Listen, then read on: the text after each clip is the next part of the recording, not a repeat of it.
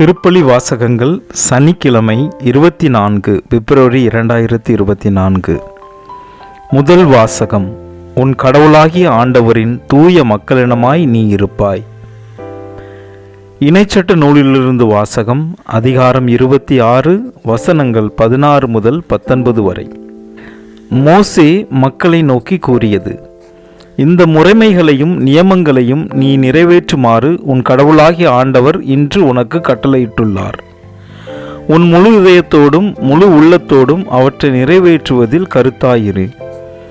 ஆண்டவரை உன் கடவுளாய் இருப்பதாகவும் உனக்கு கடவுளாக இருப்பார் என்றும் அவருடைய வழிகளில் நடப்பதாகவும் அவருடைய நியமங்களையும் கட்டளைகளையும் முறைமைகளையும் கடைபிடிப்பதாகவும் அவர் குரலுக்கு செவி கொடுப்பதாகவும் இன்று நீ அவருக்கு வாக்களித்துள்ளாய்.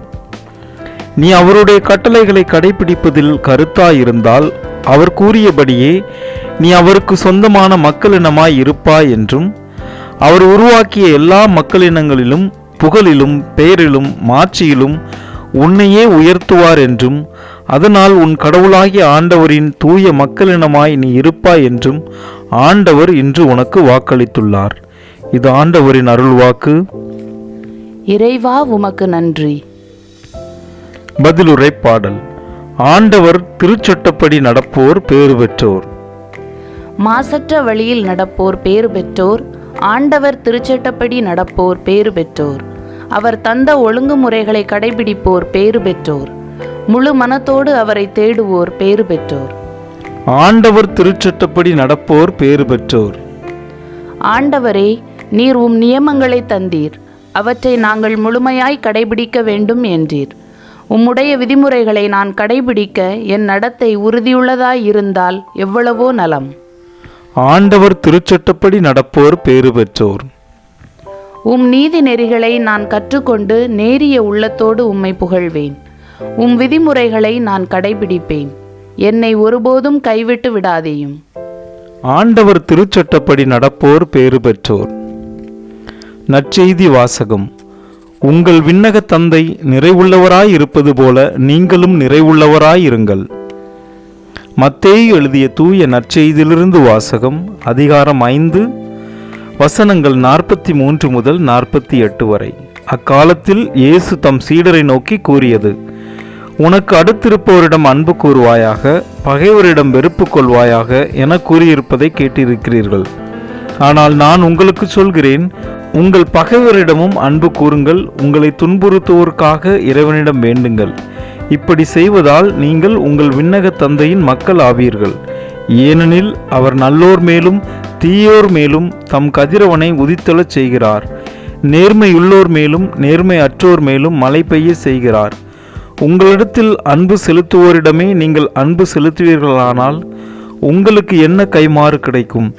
வரி தண்டுவோரும் இவ்வாறு செய்வதில்லையா? நீங்கள் உங்கள் சகோதர சகோதரிகளுக்கு மட்டும் வாழ்த்து கூறுவீர்களானால் நீங்கள் மற்றவருக்கும் மேலாக செய்து விடுவது என்ன? பிற இனத்தவரும் இவ்வாறு செய்வதில்லையா? ஆதலால் உங்கள் விண்ணக தந்தை நிறைவுள்ளவராய் இருப்பது போல நீங்களும் நிறைவுள்ளவராய் இருங்கள். இது ஆண்டவரின் அருள்வாக்கு. கிறிஸ்துவே உமக்கு புகழ். விண்ணுலகில் இருக்கிற எங்கள் தந்தையே, உமது பெயர் தூயது என போற்றப் பெறுக. உமது ஆட்சி வருக. உமது திருவுளம் விண்ணுலகில் நிறைவேறுவது போல மண்ணுலகிலும் நிறைவேறுக. எங்கள் அன்றாட உணவை இன்று எங்களுக்கு தாரும். எங்களுக்கு எதிராக குற்றம் செய்வோரை நாங்கள் மன்னிப்பது போல எங்கள் குற்றங்களை மன்னியும்.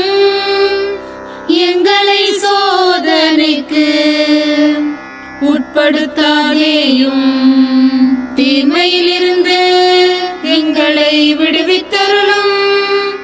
மிகவும் இரக்கமுள்ள தாயே, உமது அடைக்கலமாக ஓடி வந்து உம்முடைய உதவி நன்மைகளை இறந்து உம்முடைய பரிந்துரையை கெஞ்சி கேட்ட ஒருவராகிலும் உம்மால் கைவிடப்பட்டார் என்று உலகில் சொல்ல கேள்விப்பட்டதில்லை என்பதை நினைத்தருளும். கன்னியருடைய அரசியான கன்னியே, தயையுள்ள தாயே, இத்தகைய நம்பிக்கையால் தூண்டப்பெற்று உம்முடைய திருவடியை அண்டி வருகிறேன். பெருமூச்சுடனும் அழுகையுடனும் பாவி நான் உம் கருணைக்கு காத்துக்கொண்டு உம் திருமுன் நிற்கிறேன். மனு உருவான வாக்கின் அன்னையே, என் மன்றாட்டை புறக்கணியாமல் எனக்காக தயவாய் வேண்டிக் கொள்ளும். ஆமேன். அமலோற்பவியான புனித மரியாயே, பாவிகளுக்கு அடைக்கலமே, இதோ உம்முடைய அடைக்கலமாக ஓடி வந்தோம். எங்கள் பேரில் இரக்கமாயிருந்து எங்களுக்காக உம் திருமைந்தனை வேண்டிக் கொள்ளும்.